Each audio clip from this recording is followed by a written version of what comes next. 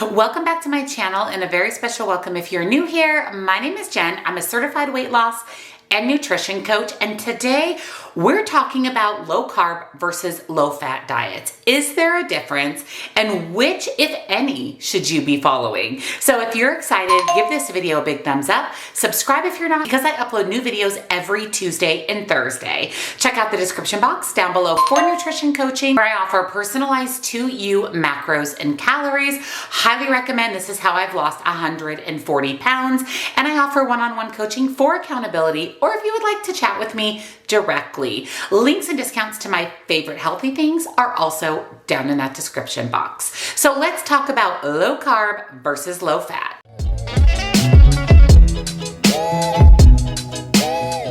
The truth is, it's better to choose healthy foods overall than trying to lower your carbs, lower your fat, lower your sugar, or really follow any specific diet. But we know that both low fat and low carb are all the rage. So I want to talk a little bit about, is there a difference between these two when it comes to weight loss? And really, should you be doing either one of these things? Should you cut carbs? Should you cut fat? Which one works better?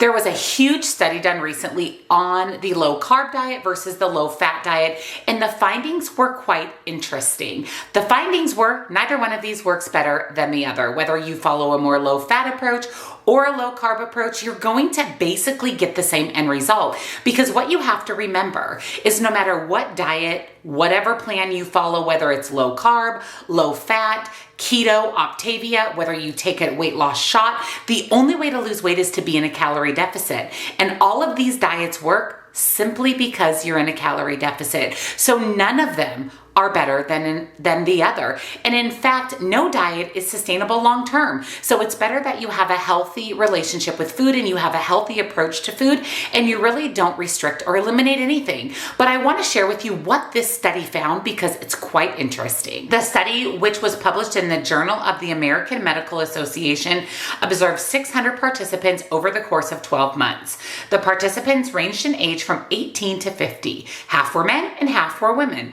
All 600 participants were overweight or obese, but were otherwise healthy. At the beginning of the study, they were assigned to one of two groups, low fat or low carb. Both groups attended regular nutrition classes throughout the study. They were counseled on how to eat healthy and how to basically reap the biggest rewards from whatever plan they were following, whether it was low fat or low carb. During the first 2 months, the participants were instructed to eat only 20 grams of carbs or 20 grams of fat. After that period, small adjustments were made, 5 to 15 grams of added fat or added carbohydrates. They were asked to continue adding grams of fat or carbohydrates until they feel like they reached something that was sustainable long term. Because remember, whatever we do to lose weight, we have to do to maintain our weight, so it should be sustainable during weight loss mode as well as into maintenance. After 12 months were over, the average low-fat dieter was eating about 57 grams of fat per day, while the average low-carb dieter was all the way up to about 132 grams per day.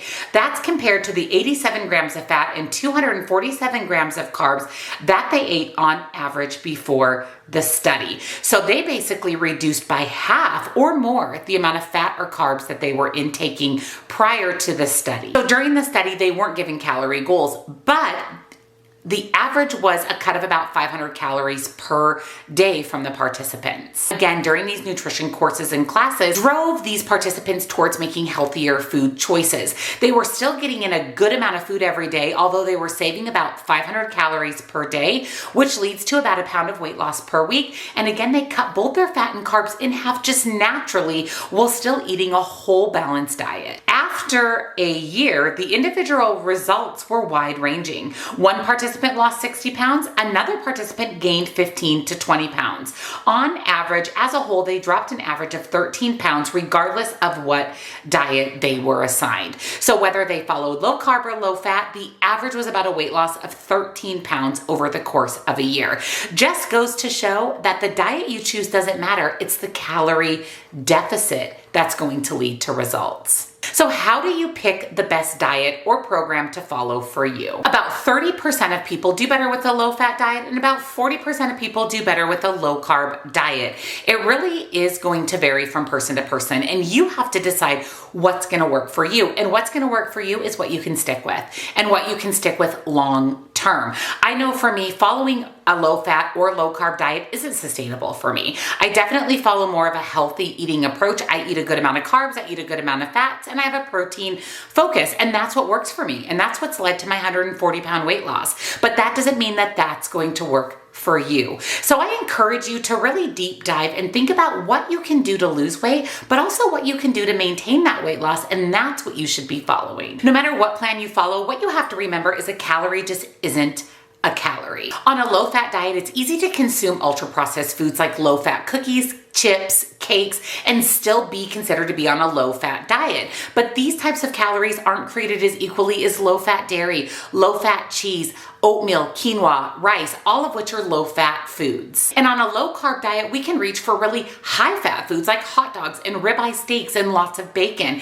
That isn't a healthy, sustainable way of life either. It's all about balance and moderation, whether you're following a low-fat or a low-carb diet. What we want to really focus on is an 80-20 approach. 80% whole real food, 20% foods that we love, or some of those processed foods. That's what's going to be sustainable long-term, but is also going to help you reach your weight loss goals no matter what plan you're following. Make sure you're counting calories and tracking those calories. You're weighing and measuring your food, because calories in, calories out is truly how you lose weight. But like we mentioned, not all calories are created equally. That's why we want to follow that 80-20 approach. And also remember, restrictive diets or diets in general don't work in the long term. Make sure whatever you're doing to lose weight, you can do to maintain your weight. Let me know down below, what do you feel about low carb, low fat, just following a balanced lifestyle? What do you find that works for you? And if you enjoyed today's video and you found it helpful, don't forget to give it a big thumbs up. Subscribe if you're not, because I do upload new videos every Tuesday and Thursday. And check out that description box down below for nutrition coaching